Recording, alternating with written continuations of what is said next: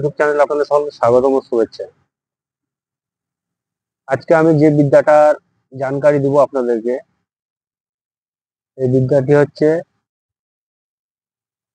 কোনো মানুষের শরীরে কালিকে চালান করে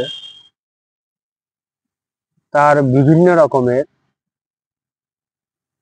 কথা, বিভিন্ন রকমের সমস্যা, বিভিন্ন রকমের ঘটনা সবকিছু আপনারা জানতে পারবেন এই কালি চালান মানুষের শরীরের উপরে করে। সে মানুষের মুখ থেকে বলিয়ে নেওয়া সবকিছু। আবার এই যে বিদ্যাটি, এই বিদ্যাটি আবার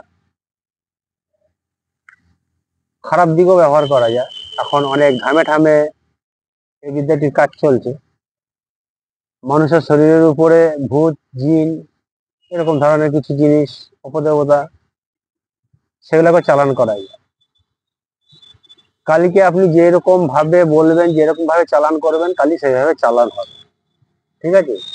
যেরকম আপনার বশীকরণ কাজে চালান করতে গেলে সেটা বশীকরণের কাজে চালান হলো, আবার মারণ কাজে যদি চালান করতে হয় সেটা মারণ কাজের চালান হলো। মানে যখন আপনি মারণ কাজের জন্য আমি চালান করছি, তখন হচ্ছে তার রূপ হচ্ছে অন্যরকম, ডাকিনী রূপ হয়ে যাচ্ছে।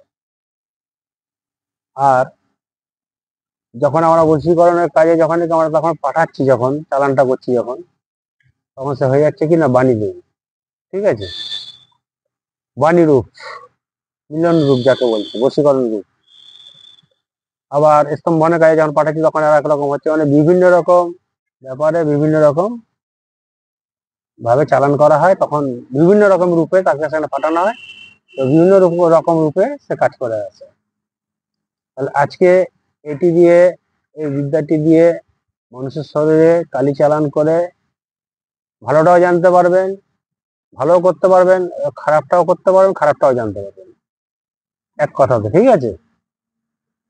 এই চালান আগে রেডি করতে হবে। সে রেডি করার জন্য আপনাকে সাধনা করতে হবে। এই সাধনা কিভাবে করবেন আগে সেটি বলি, আপনারা মন দিয়ে শুনবেন। যেহেতু সাধনা অতি ঠান্ডা মাথায়, অতি সূক্ষ্ম মানে মন্ত্রে করতে হয় সাধনা। এই জন্য সাধনা পদ্ধতিটা আগে বলি। আপনাকে 7টা কালী মন্দির নির্বাচন করতে হবে। ওই 7টা কালী মন্দির নির্বাচন করার পরে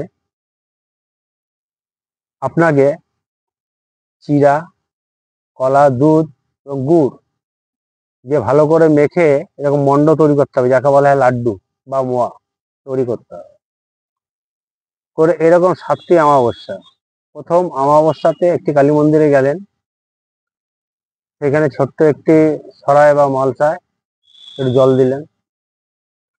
এইবারে একটি কলা পাতাতে বা একটি শাল পাতাতে ওই মন্ডটি দিলেন, ধূপকাঠি জ্বালালেন, প্রদীপ জ্বালালেন, ঘিয়ের প্রদীপ জ্বালালেন, এবং 5টা ফল দিবেন। তবে আলু, বেগুন, শশা, আপেল, নাশপাতি, লেবু, যাই হোক না কেন দিতে পারবেন।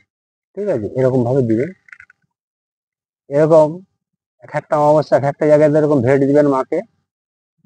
আর মাকে বলবেন যে মা, তুমি আমার কর্ম সফল করো, তুমি আমার কাছে থেকে আমার কর্ম, যত রকমের কর্ম আমার আছে, তুমি তোমার আশীর্বাদ দিয়ে আমাকে ভরিয়ে দাও, আমাকে দয়া করো। ঠিক আছে? এই কথাগুলি বলবেন, মানে আপনার মনের ইচ্ছা যে কথাগুলি আছে সেগুলি মাকে জানাবেন। আমি যেটি বলে দিলাম এটি বলতে হবে এর কোনো মানে নেই। আপনার মন থেকে যেটি হবে সেটিও আপনি বলতে পারেন। এবারে কি হলো, এরকম 7টা কালী মন্দিরে আপনি ভেট দিলেন এবং মাকে আপনার মনের কথা আপনি জানান। এবারে আপনাকে ভরণ করতে হবে। ভরণ করে নিয়ে মাকে আপনাকে ভরণ করতে হবে। মাকে ভরণ করতে হবে কোথায়? আপনি যে মন্দিরে বা যে স্থানে, যে ঘরে, যেখানে আপনি বসে এই কাজকর্ম করবেন, সেখানে আপনাকে কি করতে হবে, একটি কালী মায়ের চিত্র রাখতে হবে। একটি টুলের উপরে লাল সালু পেতে সিংহাসনের উপরে রেখে সেখানে মানে 5 রকমের ফল, 5 রকমের সন্দেশ, মিষ্টি, এরকম 5 রকম করে সবকিছু দিয়ে মাকে পুজো দিবেন। কিরকম ভাবে পুজোটা দিতে হবে?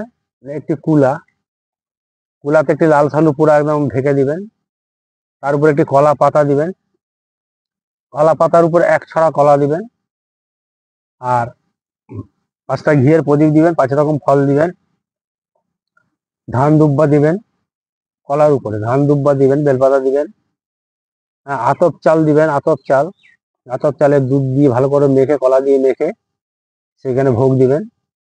ঠিক আছে, ধূপ ধুনো এগুলো জ্বালাবেন, মোমবাতি জ্বালাবেন, মানে আপনি আড়ম্বর করে মোটামুটি আপনার ইচ্ছা মতো, আপনার মনের ইচ্ছা মতো মায়ের আসনটি সাজাবেন।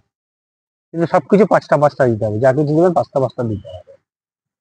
দেওয়ার পরে এই অনামিকা আঙ্গুল দিয়ে কলাতে ফোঁটা দিন, মায়ের মাথায় দিন। ঠিক আছে, মায়ের পায়ে ফুল বেল পাতা দিন, জবা ফুল বেল পাতা দিন। ঠিক আছে, এভাবে মাকে আড়ম্বর করে মাকে সাজাবে। আর যে মন্ত্রটি ভিডিওতে আমি টাইপ করে দেবো, এই মন্ত্রটি মানে ওইখানে বসে 7 দিন আপনাকে 108 বার করে জপ করতে হবে। তাহলে এবারে মাকে বরণ করার জন্য আপনার কুলা সাজানো হয়ে গেল, মাকে আড়ম্বর করে আপনি সাজিয়ে দিলেন।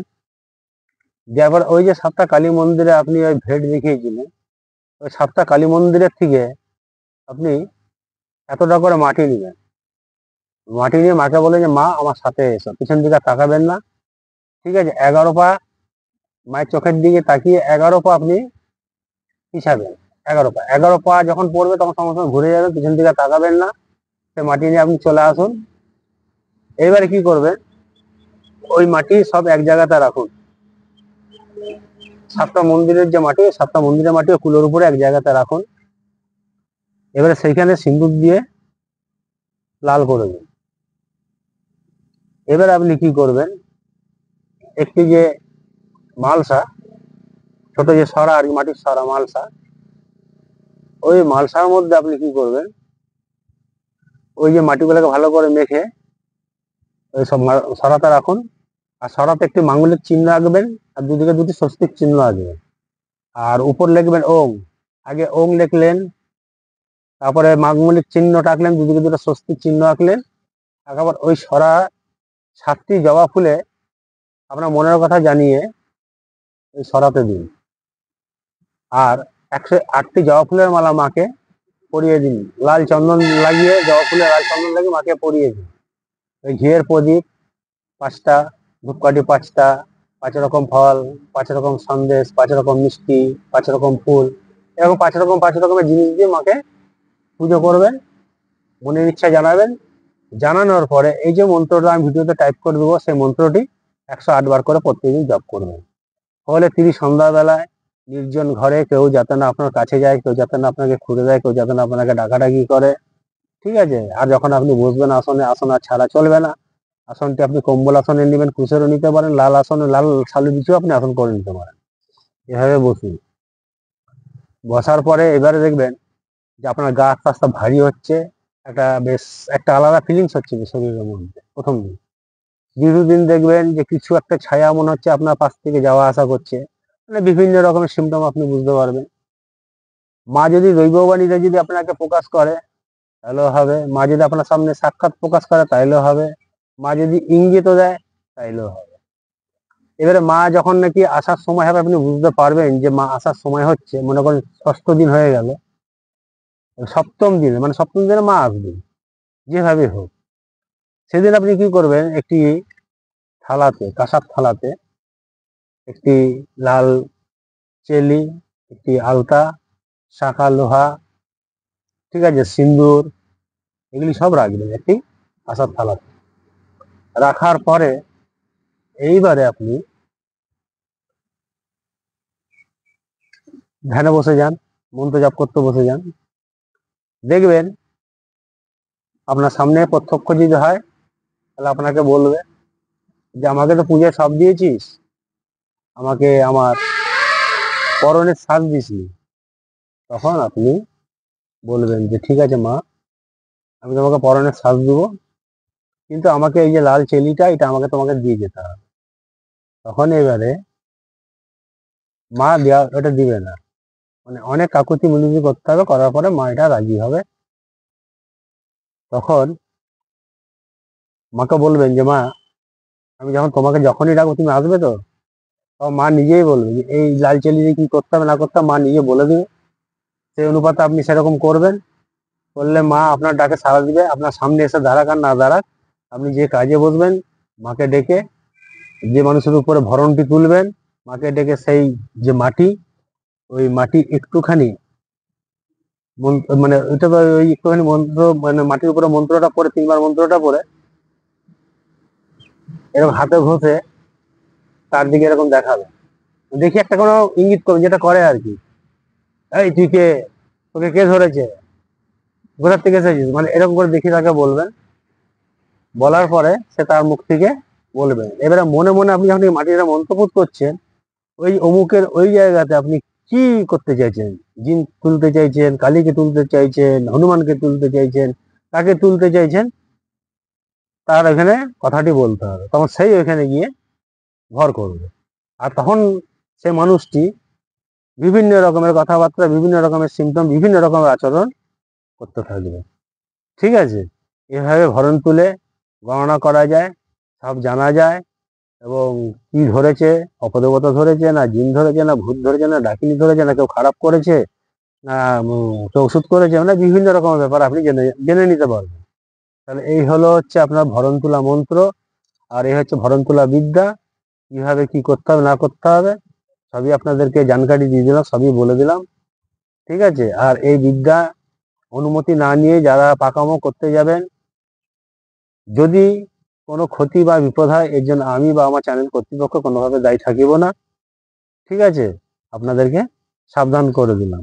সকলেই ভালো থাকুন, সুস্থ থাকবেন। নমস্কার, ধন্যবাদ।